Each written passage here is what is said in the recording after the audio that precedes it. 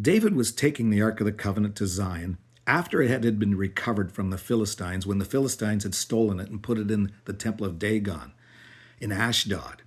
And it's so wonderful how that it was there for 3 days and 3 nights, just like Jesus was in the tomb, captured, so to speak, by the devil in his prison of death for 3 days and 3 nights.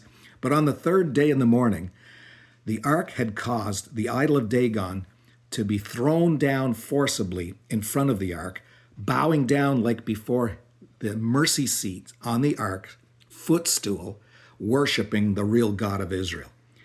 And then David proceeded to take that ark once they recovered it and bring it to Zion, because after Jesus Christ rose from the dead, 40 days later, he ascended up into heaven and sat in Zion, according to Psalm 110, verses 1 and 2.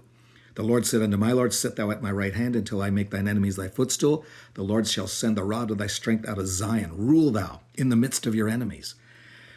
And so that was all a foreshadowing of Jesus Christ's enthronement and the final subjugation of every enemy, beginning with sin and ending with death. Dagon's idol became a footstool. Now, the footstool of God is not only a resting place, it's a trophy case. God is collecting enemies and putting them under his feet like tribute collected by a king.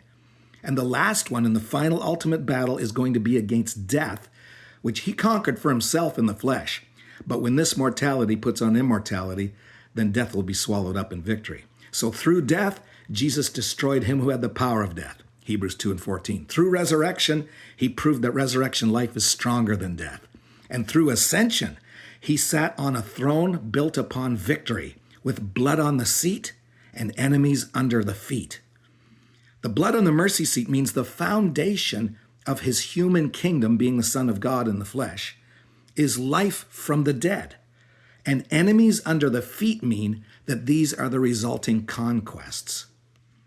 Now, when Adam fell, God told him he would work by the sweat of his brow until he returned to the ground. He was cursed with work. And work is the opposite of rest. But the throne and the footstool all emphasize and focus and scream out rest. But it's interesting because Adam would sweat until he returned to the ground. We return to the ground in death with Jesus Christ, in effect.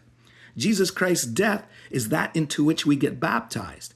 And when Christ died and rose again, he ended the era of toil for everybody who believes. And we don't strive for salvation. We rest in his finished work. We don't return to the ground without having been baptized into Jesus' death, but that's the key. It's through his death.